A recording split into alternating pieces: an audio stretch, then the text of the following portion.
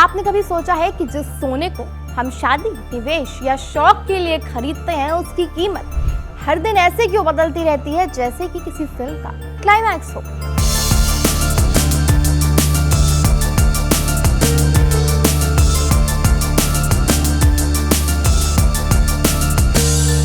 क्या ये सिर्फ हमारे शहर की दुकान तय करती या इसके पीछे कोई बहुत बड़ी ग्लोबल कहानी चल रही है?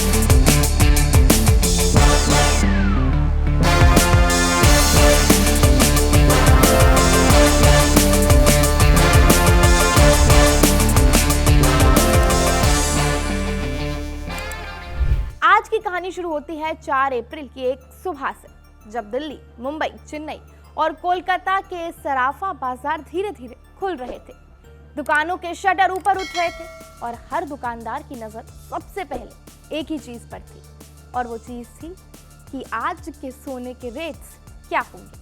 जैसे ही नए रेट सामने आए, हलचल शुरू हो गई, क्योंकि दिल्ली में 24 कैरेट सोना 1,51,090 रुपए प्रति 10 ग्राम पर आ चुका था, जबकि एक दिन पहले ये लगभग 1,51,500 रुपए पर स्थिर था।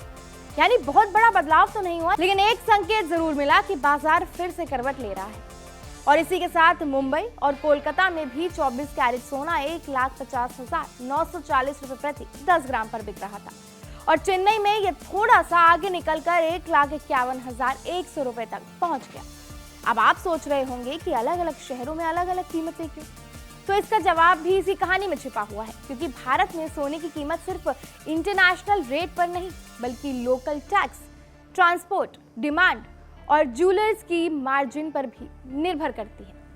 इसलिए थोड़ा थोड़ा फर्क हर शहर में दिखता है, लेकिन असली ट्विस्ट यहाँ आता है जब हम 22 कैरेट सोने की बात करते हैं, जो ज्यादातर लोग ज्वेलरी के लिए खरीदते हैं।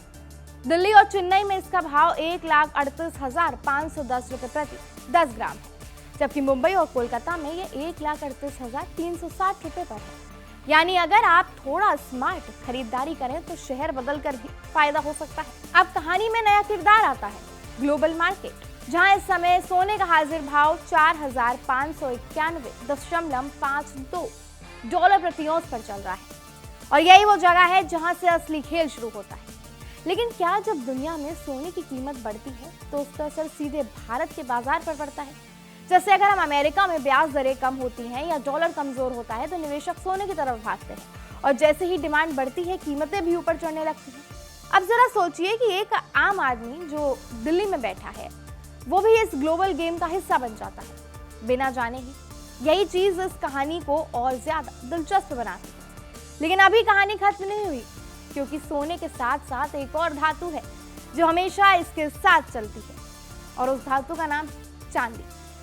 चांदी की हालत थोड़ी सी अलग है। जहां सोना तेजी दिखा रहा है तो वहीं चांदी में गिरावट का सिलसिला जारी है। 4 अप्रैल की सुबह चांदी की कीमत 2,49,900 रुपए प्रति किलोग्राम पर आ गई, जबकि एक दिन पहले दिल्ली में यही 2,37,000 रुपए पर स्थिर थी। यानी इसमें उतार चढ़ाव ज्यादा देखने को मिल रहा है, और इंटरनेशनल मार्केट में इसका भाव 69.57 डॉलर प्रति औंस है, जो दिखाता है कि चांदी अभी उतनी स्थिर नहीं है जितना सोना। लेकिन यहाँ एक मजेदार ट्विस्ट है कि जनवरी में चांदी ने 4 लाख रुपए प्रति किलो का आंकड़ा पार कर लिया था। यानी अगर किसी ने सही समय पर निवेश किया था तो वो जबरदस्त मुनाफा कमा सकता था। और यही इसकी पूरी कहानी का असली सबक है, क्योंकि चाहे सोना हो या चांदी, इनकी कीमत तो सिर्फ नंबर नहीं होती, ये एक पूरी कहानी होती है। Demand, supply, global economy, politics और लोगों के भरोसे की कहानी। और अगर आप ध्यान से देखें तो हर दिन का रेट एक नया चैप्टर होता है, जिसमें कभी तेजी, कभी गिरावट, कभी स्थिरता और कभी अचानक उछाल देखने को मिलता है। तो अगली बार जब आप सोने की दुकान के बाहर खड़े होकर भाव पूछें तो सिर्फ कीमत मत देखिएगा, बल्कि उस कहानी को समझने की कोशिश कीजिएगा जो उस नंबर के पीछे छुपी हुई है, क्योंकि वही कहानी आपको सही समय पर सही फैसला लेने में मदद करेगी। और हो सकता है कि आप भी इस खेल में जीत जाएं, जैसे बड़े बड़े निवेशक जीतते हैं। और यही इस पूरी कहानी का सबसे दिलचस्प हिस्सा है कि ये सिर्फ अमीरों का खेल नहीं, बल्कि हर उस इंसान का मौका है जो समझदारी से कदम उठाता है। कैसी लगी आपको हमारी ये खबर? हमें कमेंट सेक्शन में जरूर बताएं, और ऐसी ही और जानकारी पाने के लिए जुड़े रहिए हमारे चैनल कड़क से।